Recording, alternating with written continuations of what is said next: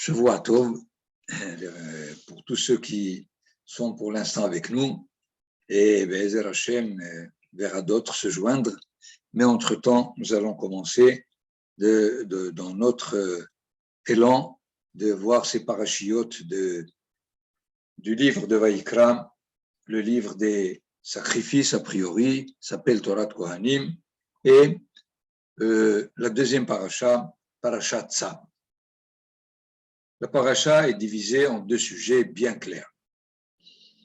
Le premier, le prolongement de la paracha de Vaïkra, encore plusieurs enseignements concernant les sacrifices, et la deuxième partie, c'est les 7 jours d'initiation de Aaron et de ses enfants par Moshe Rabbeinu pour, après les 7 jours, rencontrer la troisième paracha qui commencera Vayi Bayom Hashemini, le 8e, après les 7 jours d'initiation au culte du Mikdash. Voilà donc la répartition de la paracha. Seulement, il faut bien comprendre pourquoi est-ce que la Torah divise le sujet des korbanot en deux, puisque déjà dans la paracha de Vaïkra, nous avons la façon d'offrir les korbanot, ces sacrifices, les différents sacrifices, alors que dans Vaïkra, c'est les mêmes sacrifices. Comment est-ce que on les utilise, si on peut dire, après les avoir offerts? Essentiellement, lorsqu'il s'agit de tous les sacrifices sauf l'Holocauste, la Torah nous dit comment les consommer. Qui les consomme, en combien de temps il faut les consommer. Et dans ce sens, elle divise finalement, au lieu de nous enseigner directement pour chaque sacrifice du début jusqu'à la fin, elle les divise en deux. Et dans cette division, encore une autre remarque, c'est que dans la paracha de Vaïkra, nous avons comme ordre Ola, Minha, Shlamim, Hatat, Hasham. Retenez l'ordre, l'Holocauste, la libation, les sacrifices de paix, les sacrifices d'expiation, Hatat, Hasham. Alors que dans Tzav, nous avons Ola, Minha, Hatat, Hasham, Shlamim. C'est-à-dire les Shlamim qui étaient au milieu des 5 dans Vaïkra se retrouvent à la fin. Il est évident de bien comprendre en quoi la Torah ne suit pas l'ordre de Parashat Vaïkra dans Tzav au niveau des différentes offrandes ou sacrifices. Et je voudrais, avant d'aborder ces questions, prendre un verset de base qui n'est pas dans notre paracha, mais qui est plutôt dans la paracha de Pinhas. Puisque, nous l'avons déjà dit la semaine dernière, les sacrifices des parachiotes Vaïkra et Tzav que nous lisons ces Shabbatot ne concernent que les sacrifices offerts par la personne individuelle. Tout ce qui concerne les sacrifices qui sont demandés à la collectivité d'Israël, c'est-à-dire comme les sacrifices quotidiens et ceux du Shabbat et des fêtes, ne seront étudiés ou annoncés que dans la paracha de Pinhas. Pinhas qui est presque à la fin du 4e livre de la Torah, Bemidbar. Selon cette division, je voudrais d'Avka me référer au 2e verset de la paracha de Pinhas concernant les sacrifices collectifs. Dans les sacrifices collectifs, nous avons au début déjà les sacrifices quotidiens par lesquels la Torah nous dit « Tzav et Bnei Israël » ordonne aux enfants d'Israël « Ve'amarta alehem » et tu leur diras « Et korbani lahmi leishai reyah nehohi » Je vous donne ici la traduction du rabbinat de Korbani, Lahmi, Leishai, Reyah, Nehohi. 5 mots. Que dit la traduction du rabbinat? Mes offrandes, c'est Korbani, ce pain, Lahmi, qui se consume pour moi, les Ishai, en délectable odeur, Reyah Nihohi.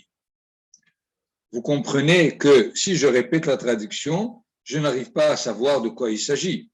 Mes offrandes, est-ce que c'est lui qui nous les offre?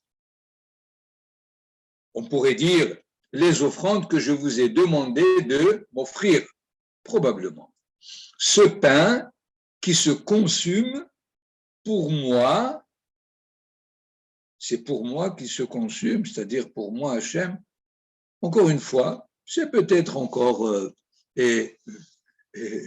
acceptable, en délectable odeur. L'odeur de quoi? Est-ce que c'est l'odeur du sacrifice? C'est ce parfum-là? Vous voyez aussi que la traduction est complètement vide. Elle ne nous transmet aucun message. Et donc, je vous propose l'interprétation du Rav Kook dans son livre de prière de chaque jour, pas la traduction, mais l'explication, le commentaire, l'élargissement, si on peut dire, de ces 4 termes, Korbani, Lahmi, Leishai, Reyah, Nehohi. Au début, traduisons-les dans leur origine. Korbani, ça veut dire le rapprochement que j'aurais voulu, puisque Korban a comme racine les karev, rapprocher. Donc, mon désir de vouloir me rapprocher de vous ou de vous rapprocher de moi, de toutes les façons, il y a un rapprochement qui s'opère entre la créature et le créateur. Lahmi, c'est évidemment lehem, ça veut dire le pain en traduction. Mais finalement, le pain, qu'est-ce qu'il fait? Il réalise l'union de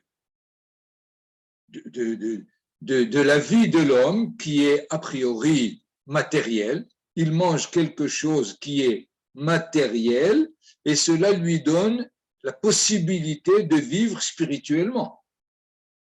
C'est ça le processus, si on peut dire, de la consommation du pain. Grâce au pain, on arrive à rester en vie. Qu'est-ce que ça veut dire rester en vie? Et permettre la relation de la vie de l'esprit avec la vie du corps. Les Ishai, mon feu, le feu.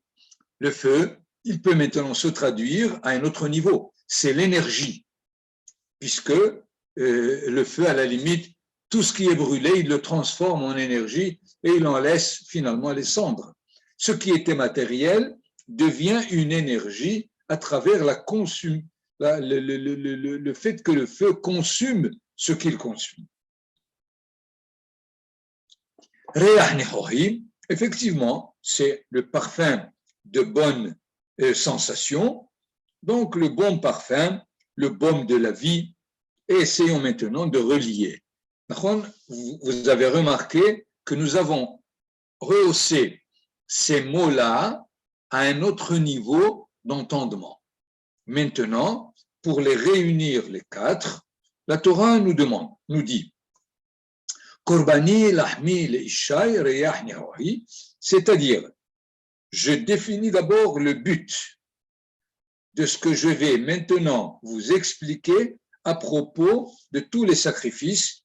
Le but, c'est le rapprochement de l'homme à son créateur et à travers ça, toute la création, par l'intermédiaire de l'homme, se trouve rapprochée. Donc, Korbani indique un but. Lahmi, ce but doit permettre au monde matériel de se relier au monde spirituel, de ne pas voir la matière comme réalité pour elle-même, et le monde spirituel, c'est une autre réalité. La Torah nous enseigne qu'on peut faire à ce qu'ils se relient tous les deux. Les Ishaï, maintenant, il faut l'énergie nécessaire, qui est finalement la conduite selon la Torah pour permettre leur union du matériel au spirituel. Et alors, si le but est indiqué, si les éléments qui doivent se rapprocher sont là, et la conduite qui fait l'énergie de leur réunion se fait, immédiatement, nous rencontrons la bonne parfum, la bonne sensation de la vie. Vous comprenez la distance qu'il y a entre la traduction que nous avons écoutée tout à l'heure, mes offrandes, ce pain qui se consume pour moi en délectable odeur, finalement, et ne traduit pas ce que le Lachon HaKodesh, c'est-à-dire la langue de la sainteté, nous donne à travers l'enseignement, évidemment, de la Torah. Nous comprenons maintenant que les sacrifices sont donnés à un peuple, à une nation de très haut niveau. Ce niveau où la nation a pris conscience de faire à ce que les éléments de la création peuvent se réunir, peuvent cohabiter ensemble sans qu'il y ait tension, sans qu'il y ait contradiction, antinomie et des fois même de la haine. Et dans ce sens, il s'agit maintenant d'étudier chaque détail en quoi est-ce que chaque sacrifice est là pour essayer de réaliser ces 4 mots, Korbani, Lahmi, Ishai, Reach Nehorai. Je voudrais d'ailleurs ajouter là un enseignement du Rav Kook à propos du terme Kodesh Kadashim. Étant donné que dans les sacrifices, nous avons de façon très schématique 2 classes de sacrifices. Il y a les sacrifices qu'on appelle Kadashim Kalim, c'est-à-dire la sainteté simple, disons comme ça, et il y a les sacrifices qui s'appellent Kodesh Kadashim, qui sont le saint des saints. D'ailleurs, comme nous avons à l'intérieur du Mishkan et du Mikdash, il y a le Kodesh, là où on trouve la menorah, le candélabre, la table d'assignation, c'est-à-dire le Hemapanim, et nous avons aussi l'autel de l'encens, c'est tout ça Kodesh. Et puis le Kodesh HaKodashim, là où l'arche se trouve. Quel est finalement le sens de Kodesh Kadashim? Est-ce qu'une sainteté a un deuxième niveau? De toutes les façons, nous savons qu'il y a plusieurs niveaux de sainteté. Alors, pourquoi dire Kodesh Kadashim? Il y a Mi Kodesh le Kodesh, par exemple. Mais quel est finalement le saint des saints au pluriel? Et il y a un hidouche très très important, à mon avis, du Rav Kook. Rav Kook nous dit, avant d'étudier Kodesh Kadashim, il y a la distinction très commune qu'on mentionne chaque Motza et Shabbat dans la Havdalah, qui est Hamavdil ben Kodesh lehol. Il y a le Kodesh, le Saint, et Hol. Je ne sais pas comment le traduire, je vous assure, parce que la traduction qu'on nous apprend, le profane, est fausse. Le Hol n'est pas profane. Le Hol, si je veux paraphraser, c'est l'état neutre de la nature. Qu'est-ce que ça veut dire neutre? Ça veut dire la nature dans l'état de Hol peut être dirigée vers le Kodesh et peut être dirigée contre le Kodesh. C'est dans ce sens peut-être où celui qui a traduit par Hol, par profane, pense que s'il se dirige vers l'anti-Kodesh, alors il profane. C'est vrai. Mais a priori, il ne faut pas enseigner que le Hol est profane. Dans ce sens, le Kodesh et le Hol apparaissent comme 2 entités différentes. Hamavdil ben Kodesh lehol. A priori, la vie qu'il mène la vie qu'il mène est généralement une vie de tension, puisque le monde de la sainteté, de la Torah, pense que le hol, le monde qu'on appelle hol, finalement ne contribue pas à l'encourager. Vous savez évidemment, par exemple, la différence entre Datiim et Hilonim, comme si les Datiim s'occupent du Kodesh, les Hilonim s'occupent du Hol, et nous savons et nous vivons la tension qu'il y a entre eux. Mais le fait de distinguer entre le Kodesh et le Hol, ça ne veut pas dire qu'il faut distinguer entre deux éléments contraires qui sont en animosité de détruire l'un l'autre. En aucun cas. La Torah n'a jamais vu le Kodesh et le Hol en train de vouloir mener une lutte pour détruire l'un l'autre. A priori, il faut que le Hol serve le Kodesh. Il faut que le Kodesh considère le Hol comme objet de Kodesh. Si jamais on arrive à cette situation, il y a finalement un niveau de sainteté nouveau qui s'appelle Kodesh Kadashim, c'est-à-dire la sainteté qui prend naissance lorsque les Kadashim, les deux qui sont quoi? Kodesh et Hol. Le Rav Kook dit, le Kodesh, c'est la sainteté dévoilée, le Hol, c'est la sainteté cachée. Si jamais ils peuvent coexister ensemble, il y a un niveau de sainteté nouveau qui apparaît et qui s'appelle Kodesh Kadashim. Comprenez qu'il n'y a pas ici un superlatif de Kodesh Kadashim, mais un niveau qui se dévoile dans le monde, qui est un niveau de sainteté nouveau, qu'on n'a pas connu jusqu'à présent. Jusqu'à présent, on connaît le monde de la sainteté qui est en tension avec le monde du Hol. Mais si jamais ils arrivent à s'entendre, alors on passe à un autre monde qui s'appelle Kodesh Kadashim. D'ailleurs, peut-être pour essayer de renforcer cet enseignement, Hatat et Hacham, les sacrifices d'expiation, ils sont classés dans le monde des Korbanot comme Kodesh Kadashim. Alors que Korban Toda, lorsque quelqu'un amène un sacrifice de reconnaissance, ou bien Shelamim, celui qui veut offrir un sacrifice pour signaler le monde de la paix, il s'appelle Kadashim Kalib. C'est assez étonnant.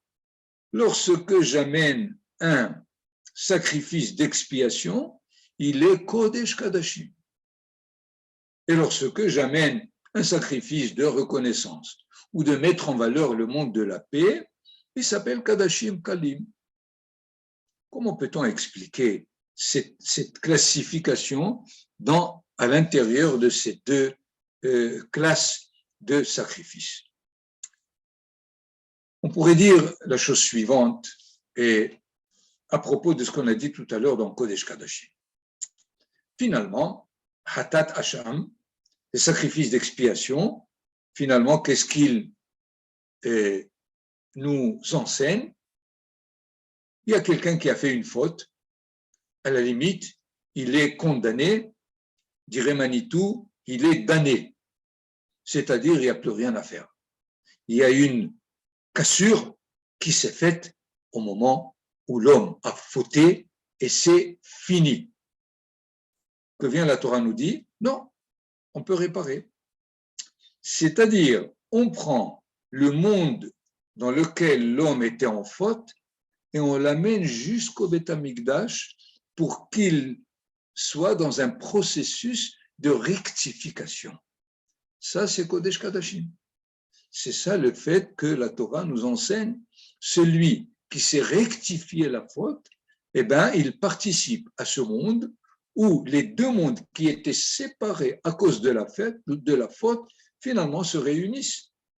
Alors que celui qui apporte tout simplement un sacrifice toda, de reconnaissance, bon, il était dans un état très spécifique, il est sorti de cet état, Baruch Hashem, il n'y a pas eu de faute, et il veut témoigner sa reconnaissance.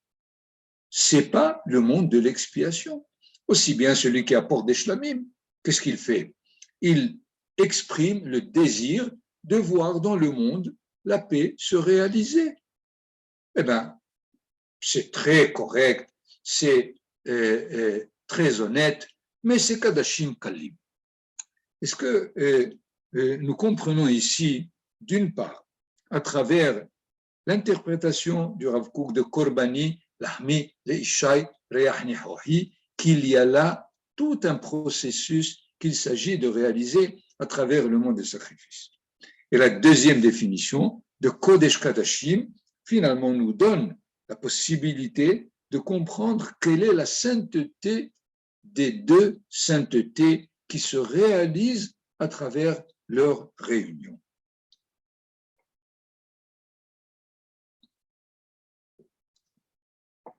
Alors, j'essaie maintenant de revenir dans cette répartition ou cette division d'une part des sacrifices, puisque dans Parashat Vayikra, on nous a décrit comment est-ce qu'on les offre. Et dans Parashat Tzav, on nous dit comment est-ce qu'on les consomme. Et c'est à propos de la consommation que la Torah nous dit Zot Torah Ta'olam, Zot Torah Ta'asham, Zot Torah Ta'hatat, Zot Torah Ta'zevah Shelamim, comme si on commence maintenant d'étudier la Torah de ces sacrifices, mais ils ont été déjà annoncés dans Parashat Vayikra. Il me semble que là, la Torah veut nous dire, il ne s'agit pas d'atteindre le but des sacrifices dans leur façon de les offrir, mais c'est beaucoup plus dans leur façon de les consommer. Parce que de les offrir, ce sont des actes, évidemment, de la shrita, d'égorger la bête, de prendre le sang, de l'asperger là où il le faut. Ensuite, de prendre les éléments comme la graisse, comme certaines parties du corps, et les monter à l'autel. Tout ça, c'est vers le haut. C'est offert pour le Créateur. Mais la consommation, c'est là le but. Comment est-ce que, à l'intérieur du Beth Amikdash, tu sais consommer le matériel pour qu'il devienne spirituel? La consommation du sacrifice n'est pas simplement pour pouvoir restituer au corps les éléments qui lui ont manqué du dernier repas, mais c'est pour enfin comprendre comment le monde matériel consommé à travers moi s'élève dans le monde spirituel, puisque c'est grâce à lui que je continue à réaliser les mitzvot, que je continue à étudier la Torah, que je continue à me relier au monde spirituel et même à me relier au Créateur en fin de compte. Donc, étant donné que le but c'est la consommation, c'est pour ça que la Torah nous dit Zot Torah Ta'ola, Zot Torah Ta'asham, Zot Torah Ta'zevah Hashelamim. D'ailleurs, je voudrais ici, avec vous, et sur le texte, faire une remarque. La paracha de Vayikra qui commence par les sacrifices, qu'est-ce qu'elle nous dit? Vayikra el Moshe vayedaber Adonai elav me'ohel mo'ed lemo. Où est-ce que toute la loi des sacrifices est annoncée? Me'ohel mo'ed, dans la tente d'assignation, dans la tente de convocation, là où se trouve finalement le Mishkan. Mais quand on a terminé entièrement tout ce qui concerne les sacrifices,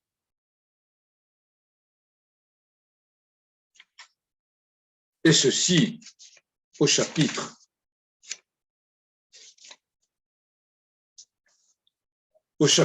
7, au verset 38.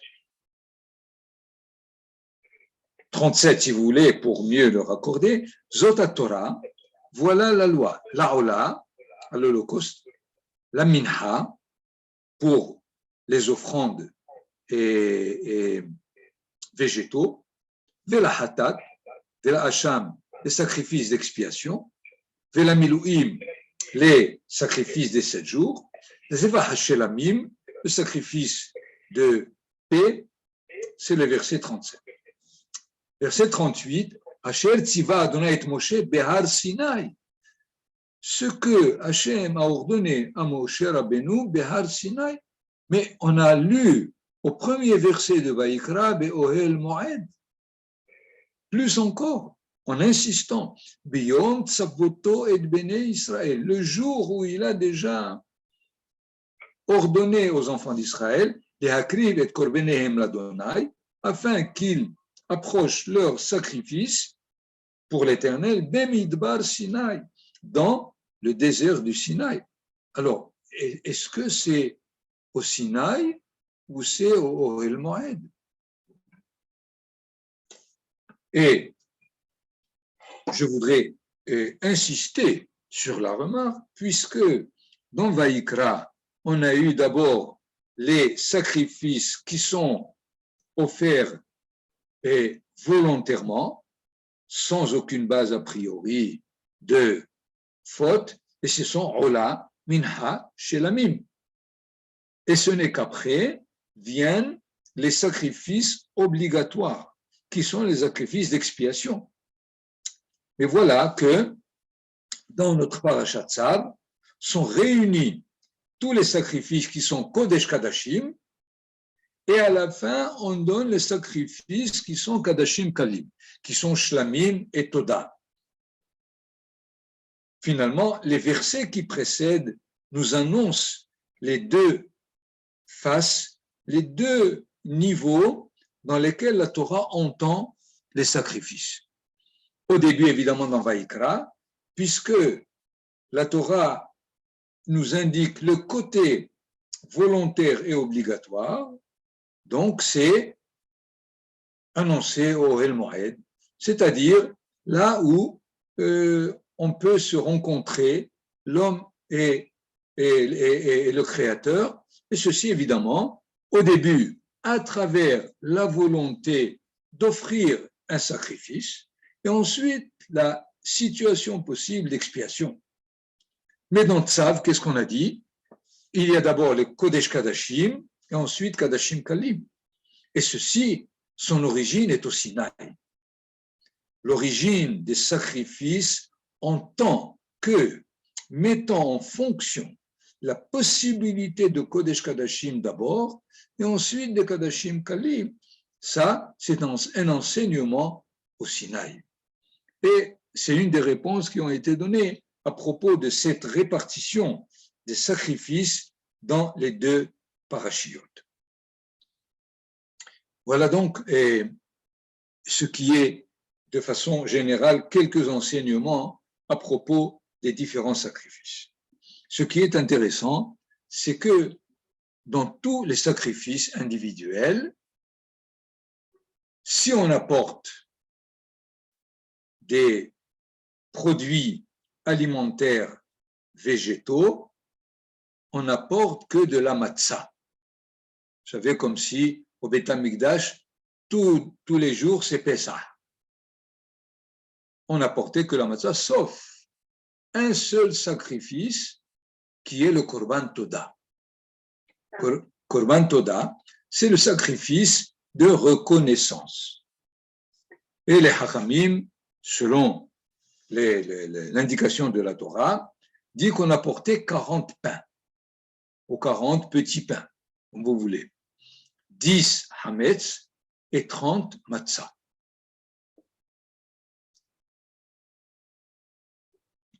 C'est-à-dire, alors que pour tous les korbanot, le levain ne doit pas être introduit, d'avka pour le korban toda, on apporte et Hametz et Matzah. Essayons de comprendre l'enseignement de base à travers ce sacrifice. Donnons comme premier enseignement que aujourd'hui, on n'a pas de Korban Toda. Qu'est-ce qu'on fait à la place? Le Gomel. Vous avez l'habitude du Gomel. Quelqu'un qui est malade, quelqu'un qui a été en voyage, etc. Il dit le Gomel. Du temps de Beth Amikdash, au lieu de dire le Gomel, on apporte un Korban Toda. On apporte ce sacrifice. Quel est finalement l'enseignement du Korban Toda pour le Gomel ou le Gomel pour le Korban Toda? Pour qu'on comprenne pourquoi faudrait-il apporter du pain qui est Hametz dans ce sacrifice. Je crois qu'on a étudié dans d'autres cercles le fait que le Gomel n'est pas pour dire « Ouf, je l'ai échappé belle ». Ah, allez, Baruch Hashem. Ce n'est pas du tout le but. Pourquoi? Parce que la beracha du Gomel nécessite la présence de 10 personnes. Si je dois dire merci, j'ai besoin de 10 personnes ici. Ce qui fait, c'est sûr que la présence de 10 personnes, c'est afin de leur raconter ce qui s'est passé, et à travers ce qui s'est passé, je voudrais leur transmettre l'enseignement que j'ai tiré de ce qui s'est passé, et heureusement que ça s'est passé de cette façon, parce que de là, j'ai un enseignement pour l'avenir. Et les 10 personnes écoutent le récit de ce qui s'est passé. Si je suis parmi ceux qui ont navigué en mer, ou ceux qui sont partis en route dans le désert, ou ceux qui sont malades, ou ceux qui ont été emprisonnés et sortis de prison, de tout cela, leur gomel est de dire « je tire un enseignement important de ce qui s'est passé et je voudrais que vous me le confirmiez ». C'est là la nécessité de 10 personnes. Donc, le gomel a pour but ce que le Korban Toda aussi demande. En quoi? Nous avons dit que le Korban Toda est Kadashim Kalim, comme les Shlamim, comme Maaser Behema et d'autres. Et une différence entre le Korban Toda et tous les autres Kadashim Kalim, c'est que les Kadashim Kalim sont consommés pour 2 jours et 1 nuit, alors que le Korban Toda est consommé pour 1 jour et 1 nuit. Ça veut dire quoi? Le jour où je l'ai sacrifié et la nuit qui vient. Alors que pour tous les autres Kadashim Kalim, je les consomme le jour du sacrifice, la nuit et le lendemain. Donc, la Torah a raccourci le temps de la Toda, même si elle est Kadashim Kalim, par rapport au temps des autres Shlamim ou autres Kadashim Kalim que je ne voudrais pas maintenant m'y attarder. Tout ceci pourquoi? Parce que finalement, un sacrifice, pour que quelqu'un le mange tout seul, il faut être un grand mangeur.